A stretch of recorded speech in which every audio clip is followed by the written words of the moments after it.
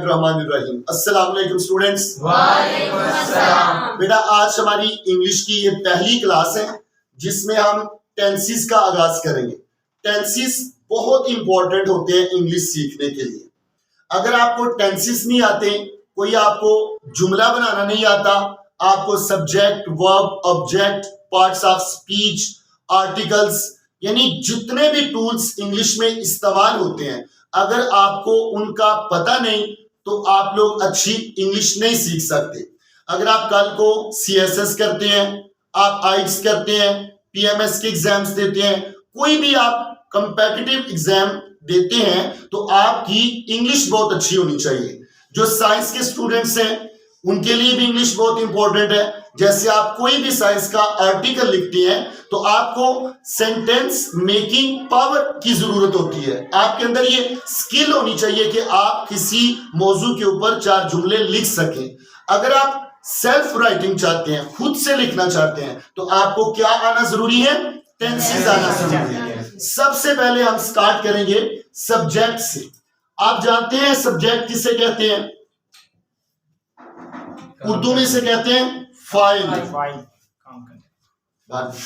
उर्दू में इसे क्या बोलते हैं? फाइल। फाइल की डेफिनेशन ये है, एक ऐसा लफ्ज जो किसी काम करने वाले को जाहिर करता है। आमतौर पर हम ऐसे कहते हैं कि काम करने वाले को फाइल कहते हैं, लेकिन इसकी डेफिनेशन आपने इस तरह से करनी है, एक ऐसा लफ्ज जो किसी काम करने वाले को जाहिर करता है, उसको हम क्या बोलते हैं? सब्जेक्ट। मिसाल के तौर पर किसान फसल काश्त करते हैं तो इसमें सब्जेक्ट क्या है? किसान। लड़के क्रिकेट खेलते हैं, इसमें सब्जेक्ट क्या है? लड़के।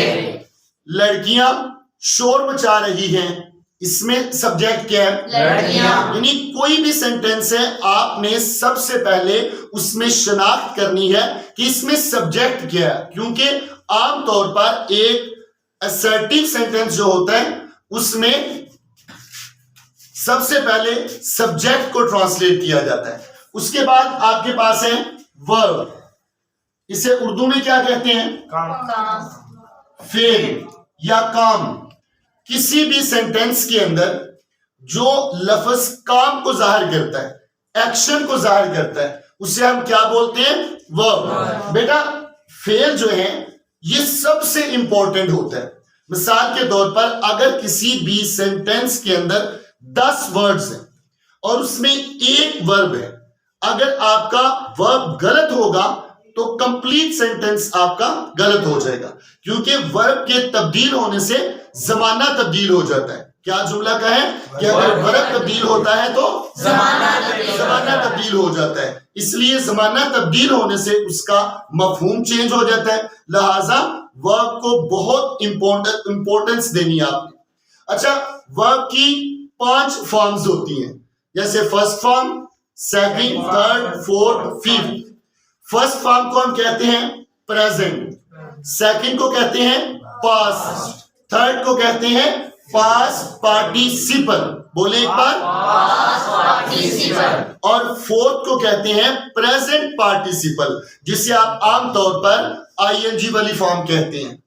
और फिफ्थ फॉर्म जो है उसे कहते हैं S या ES फॉर्म। ये 5 फॉर्म्स का आपने इस्तेमाल सीखना है। असल में देखें, टेंस सीखने का मतलब ये होता है कि आपको एक फॉर्म का इस्तेमाल आ जाए, वर्ब का इस्तेमाल आ जाए, और आप एक सेंटेंस को तमाम टेंसेस में तब्दील करना सीख लें। और इंशाल्लाह हमारी इस क्लास में स्टेप बाय स्टेप हम ये तमाम चीजें सीखेंगे।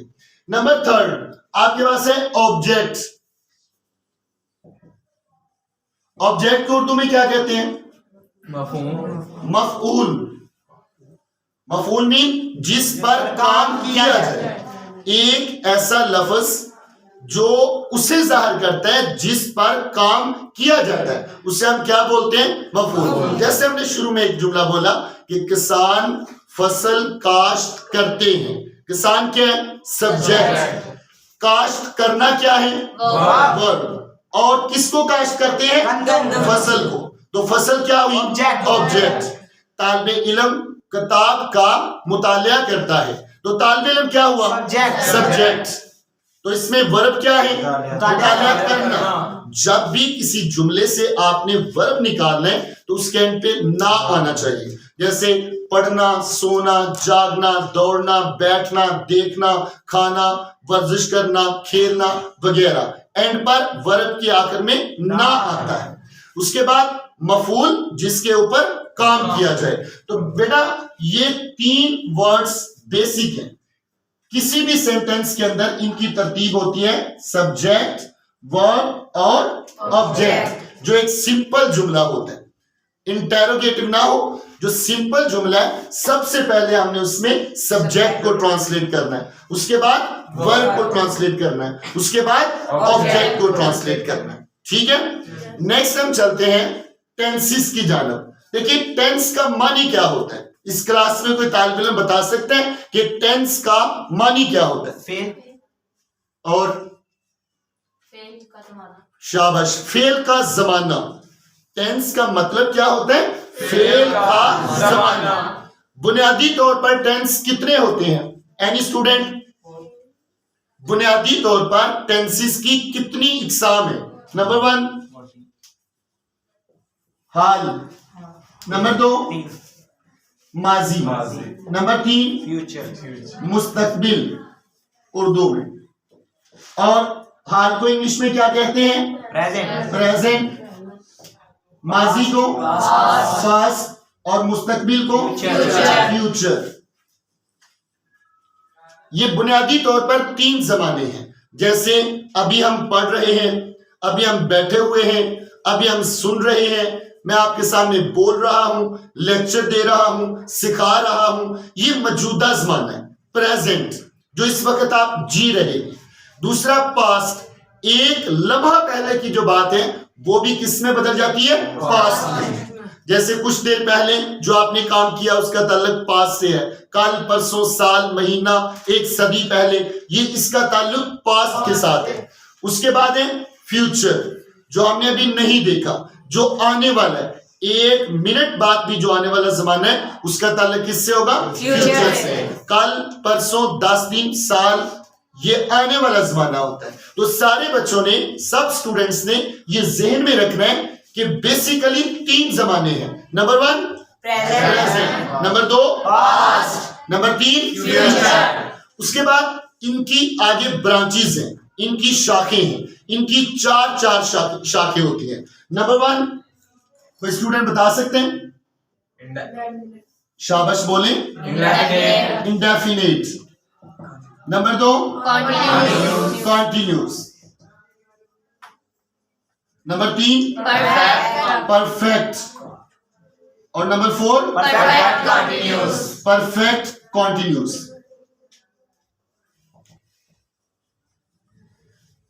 ये इनकी 4 ब्रांचेस हैं। जब आप हर बुनियादी टेंस को इनके साथ मिलाएंगे तो टोटल कितने टेंस बनेंगे? 12 टेंसेस बनेंगे। Present indefinite, present continuous, present perfect and present perfect continuous. इसी तरह पास्ट को सबके साथ मिलाएं, फिर फ्यूचर को सबके साथ मिलाएं, तो इस तरह आपके पास टेंसेस की एक सीरीज बन जाती है। और तमाम स्टूडेंट्स को ख्वाब का किसी भी क्लास के साथ ताल्लुक है, कोई भी उन्होंने एग्जाम देना है, जिन्होंने लैंग्वेज सीखनी है, जिन्होंने आइल्स करना है, जिन बच्चों ने कोई कंपटीशन का एग्जाम देना है, जिन्होंने सेल्फ राइटिंग सीखनी है, ऐसे राइटिंग सीखनी है, उनके लिए जरूरी है कि सबसे पहले वो क्या सीखें? टेंसेस सीखें। अब आइए थोड़ा आगे चलते हैं। सबसे पहला जो टेंस है वो आपके पास क्या बना? Present indefinite tense. बोले एक बार, प्रेजेंट इंडेफिनिट टेंस। अच्छा, प्रेजेंट इंडेफिनिट टेंस को उर्दू में क्या कहते हैं? कोई स्टूडेंट बता सकते हैं? शाबाश, फेल हाल मुतलिक। रिपीट करें एक बार, फेल हाल मुतलिक। तो प्रेजेंट इंडेफिनिट टेंस एक ऐसा टेंस है जिसका ताल्लुक मौजूदा जमाने के साथ होता है। एक बात बहुत जरूरी है, जब भी आपने किसी जुमले को ट्रांसलेट करना होता है, सबसे पहले आपने उसकी शनाख्त करना होती है। पहचान करना होती है कि इसका ताल्लुक किस जमाने के साथ है। तो हर टेंस की एक स्पेसिफिक आइडेंटिफिकेशन है, एक मखसूस पहचान है हर टेंस की। जैसे हमने चूंकि आज प्रेजेंट इंडेफिनिट टेंस का आगाज करना है, तो प्रेजेंट इंडेफिनिट टेंस की पहचान आमतौर पे आप सब जानते होंगे, क्या होती है पहचान? Very good. Present indefinite tense के जो उर्दू के फिकरात हैं उनके आखिर में हमेशा ये अल्फाज आते हैं। नंबर 1 ता है, ती है, ते है, ता हूं। आप कुछ एग्जाम्पल्स लेते हैं। आमतौर पे सूरज मशरक से निकलता है, तो इसमें एंड पे क्या आया? ता है। लड़के शोर मचाते हैं, एंड पर क्या आया? ते हैं। इस तरह और कोई आप बोले? नमाज पढ़ते हैं। अच्छा, एक बात को अच्छी तरह से समझ लें। अक्सर क्लासेस में जब बच्चों से सवाल किया जाता है ना कि कोई सेंटेंस बनाए, तो उनको बड़ी मुश्किल पेश आती है। नंबर 1, फोकस करके रखा करें, अपने माइंड को हाजिर रखा करें, अपनी लिसनिंग पावर को जितना ज्यादा हो सके बढ़ाएं। आप जब भी आप कहीं भी लेक्चर लेते हैं, आपका माइंड, आपकी सोच ख्याल अगर भटकने भी लगता है, इधर उधर जाता है, उसको वापस लाया करें, इसकी हैबिट बनाएं। आपका माइंड आपकी सबसे बड़ी ताकत है, इसे फोकस करना सीखिए। अब जुमला बनाना कोई मुश्किल बात नहीं है। आप सोचें, गौर करें कि हम दिन भर कितने काम करते हैं, तो आप जितने काम करते हैं आप उनको प्रेजेंट इंडेफिनिट में कन्वर्ट करें। आप क्या कुछ देखते हैं, मुशाहदा करते हैं, आप उनको प्रेजेंट इंडेफिनिट में कन्वर्ट करें। जैसे सुबह सूरज तलू होता है, सूरज गुरूब होता है, रात का वक्त है, तारे चमकते हैं, चांद धमकता है, मैं खाना खाता हूं, हम क्रिकेट खेलते हैं, हम टेंसिस सीखते हैं, हम मुतालिया करते हैं, हम दोस्तों के साथ गपशप लगाते हैं, हम बैठते हैं, हम देखते हैं, हम सुनते हैं। कितने काम हैं जो हम रोजाना करते हैं। आप उनको कन्वर्ट करें प्रेजेंट इंडेफिनिट टेंस में, फिर आप उनको ट्रांसलेट करना सीखें, फिर आप उसको अपनी लैंग्वेज का एक हिस्सा बनाएं, अपनी कन्वर्सेशन का एक हिस्सा बनाएं। हमारा मसला ये है कि अगर हमें कोई चीज आती है ना आती है, तो हम उसको इस्तेमाल नहीं करते, हम अपनी जबान का एक हिस्सा नहीं बनाते। तो अगर आप छोटे छोटे सेंटेंसेस बोलना शुरू करेंगे, एक टाइम आएगा कि आप इसके ऊपर अबूर हासिल करते जाएंगे। तो सबसे पहले हम इनको ट्रांसलेट करना सीखते हैं। कोई एक जुमला बताएं सिंपल सा प्रेजेंट इंडेफिनिट टेंस का। मैं नमाज पढ़ता हूँ। मैं नमाज पढ़ता हूं। अब सबसे पहले हम जब इसको ट्रांसलेट करेंगे तो हम देखेंगे कि इसको सबसे पहले हमने इसमें किस वर्ड्स को ट्रांसलेट करना है। मैं नमाज पढ़ता हूं, शनाख्त ये हो गई ता हूं, इसका ताल्लुक प्रेजेंट इंडेफिनिट टेंस से। आपने देखना है कि हमने इसको ट्रांसलेट कैसे करना है, इसमें कौन सी फॉर्म इस्तेमाल होनी है। तो याद रखें, प्रेजेंट इंडेफिनिट टेंस में हमेशा फेल की फर्स्ट फॉर्म इस्तेमाल होती है। मैंने 5 फॉर्म्स बताई आपको, पांचों का इस्तेमाल सीख रहे हैं। आज पहली फॉर्म का इस्तेमाल सीखते हैं कि हम प्रेजेंट इंडेफिनिट में से यूज करते हैं। तो इसमें फर्स्ट फॉर्म इस्तेमाल होगी, शनाख्त करें। सबसे पहले किसकी शनाख्त करनी है? फिर बताइए इसमें सब्जेक्ट क्या है? मैं। तो मैं की इंग्लिश क्या है? आई। अब बात बच्चे ये गलती करते हैं, हूं की वजह से फौरी तौर पे एम लगाते हैं, तो इसमें एम हेल्पिंग वर्ब नहीं आएगा, वो हम अगली क्लासेस में सीखेंगे। इसमें कोई भी हेल्पिंग वर्ब इस्तेमाल नहीं होगा, इसमें just single form without helping verb first form इस्तेमाल होती है। ये सब्जेक्ट हो गया। अच्छा ये बताएं, ये सब्जेक्ट सिंगुलर है या प्लूरल? सिंगुलर सब्जेक्ट है। सिंगुलर है? नो, आई अगरचे सिंगल पर्सन के लिए इस्तेमाल होता है, लेकिन इसको हम प्लूरल के तौर पर लेते हैं। आई को आपने कहना है ये प्लूरल सब्जेक्ट है। बोले एक बार। तो अच्छा बताएं इसमें वर्ब क्या है? पढ़ना। एंड पे ना आना चाहिए, ऐसे आपने उसमें से निकालना है जुमले से वर्ब। पढ़ना वर्ब है, तो पढ़ना की इंग्लिश यहाँ पे क्या होगी? नो, किताब का पढ़ना रीड होता है। नमाज असल में अदा की जाती है, पढ़ी जाती है, इसलिए हम इसको कहते हैं ऑफर। आई ऑफर आगे prayer, I offer prayer. Simple सा जुमला लिखते हैं, वो आम पसंद करता है। यहां एक बहुत इंपॉर्टेंट बात है, इसमें बताएं सब्जेक्ट क्या है, वो, उसकी इंग्लिश क्या है, ही। वर्ब क्या है इसमें, पसंद करना, उसकी इंग्लिश क्या है, लाइक। फर्स्ट फॉर्म, ना लाइक लिखना है, ना लाइकिंग लिखना है, और ना ही कोई और इसकी फॉर्म इस्तेमाल करनी है। देखिए लाइक फर्स्ट फॉर्म है, लेकिन यहाँ पे सब्जेक्ट क्या है, सिंगुलर। सब्जेक्ट क्या है, सिंगुलर। तो यहाँ एक बहुत इंपॉर्टेंट पॉइंट है जो बच्चे बहुत ज्यादा गलती करते हैं।